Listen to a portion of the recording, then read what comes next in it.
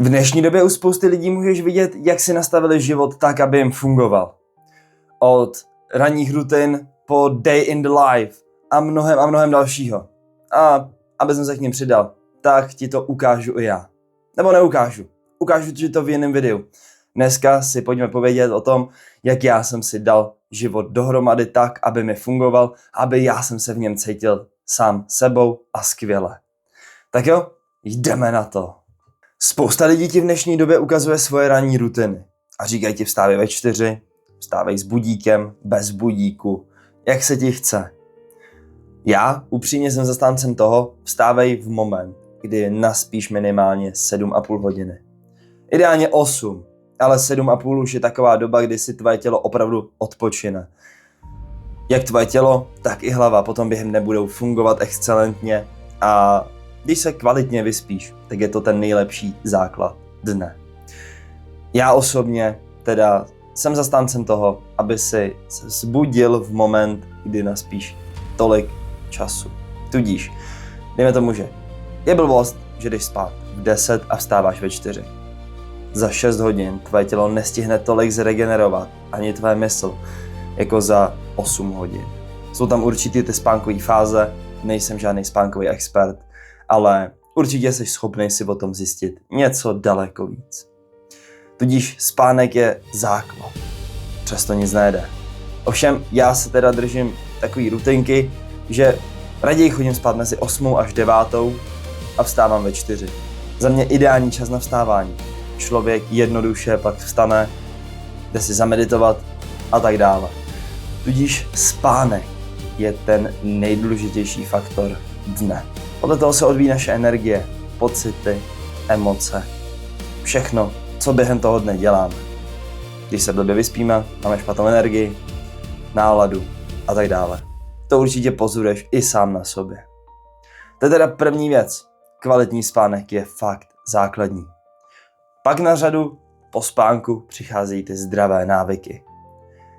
Je důležitý přetvořit si zlozvyky na zdravé návyky, to už jsem ti říkal v minulých videích, kde mi náhodou určitě najdeš odkaz v kartě, nebo se podívej na můj YouTube kanál, je tam plno videí, ať už shorts, i dlouhých, můžeš se podívat na co jenom chceš a co tě zajímá. Takže je to už jenom v těch rukou. Nebudu se o tom teda dál bavit, nebudu tady rozvíjet, pak na řadu přicházejí návyky. Samozřejmě snídaně, to se nemůže vynechat, meditace a potom člověk jde už do hlubokých bloků.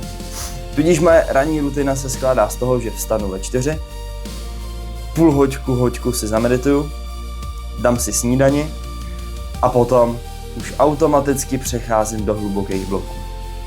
Proč zrovna ráno? Protože ráno máme nejlepší soustředění, nejvíc energie a zároveň nás nikdo neruší, protože jaký blázen by sakra vstával v 5 ráno, když nemusí. Je jich málo. Takže právě proto si radši volím ráno.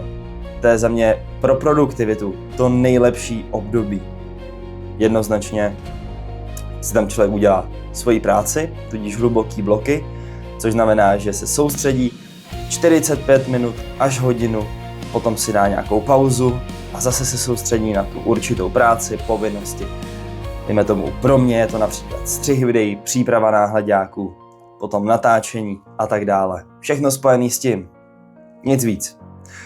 To jsou teda hluboký bloky. Po hlubokých blocích přijde čas, kdy si jdu zacvičit. Miluju sport, miluju fitko, miluju běhání. Takže jdu do fitka, tam se zničím, dám do toho všechno. Samozřejmě ideálnější by bylo chodit odpoledne, ale z mýho hlediska je lepší chodit pro mě ráno, takže chodím dopoledne a dám do toho všechno, zničím se tam, přijdu z fitka, potom se teda najím, takže další druhý jídlo dne, oběd. Za mě je teda důležitý dodržovat ty jídla, abyste měli jak snídani, oběd, večeři, ideálně mezi večeří a obědem dát ještě aspoň nějakou menší svačinku, za mě ideální na energii, ale to už si každý nastavil, nebo nastaví podle sebe.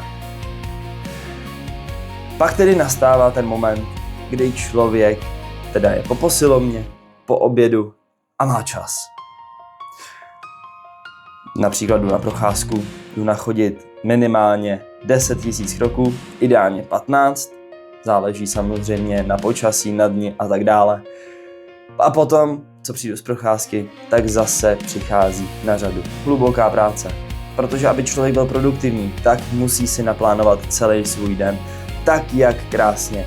Ideálně podle představy by měl fungovat a jít. Tudíž si naplánuju den předem a potom jedu přesně podle toho. Nic složitýho, těžkýho, ani náročnýho. Jednoduchý na toto udělat, člověk to splácá dohromady za nějaký, když to přeženu hodně, 10 minut. Víc ne.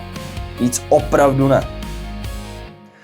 Takže člověk jede podle toho plánu, takže další hluboký bloky, zase nějaká prostě práce, soustředění, tady to mezi tím pauzičky, dechový cvičení, protažení, meditace a tak dále.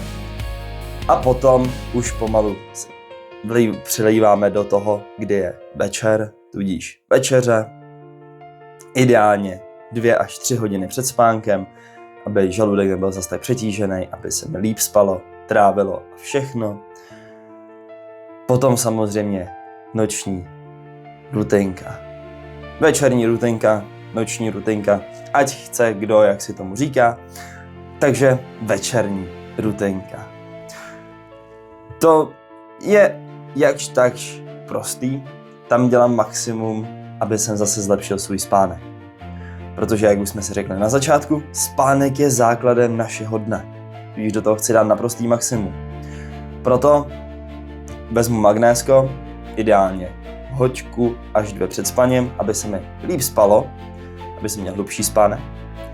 Brýle proti modrému světlu, ideálně 2 hodiny před spaním, zase, aby to blokovalo modrý a zelený světlo a člověk tak neměl přísun tady toho světla, protože potom zase to uměle zvedá nějakou tu naši hladinu v těle a my potom hůře usínáme, takže obrazovky u telefonu, u noťasů, u televizí, nebo klasický denní světlo, nebo pokud máte lampičku, tak klidně lampička.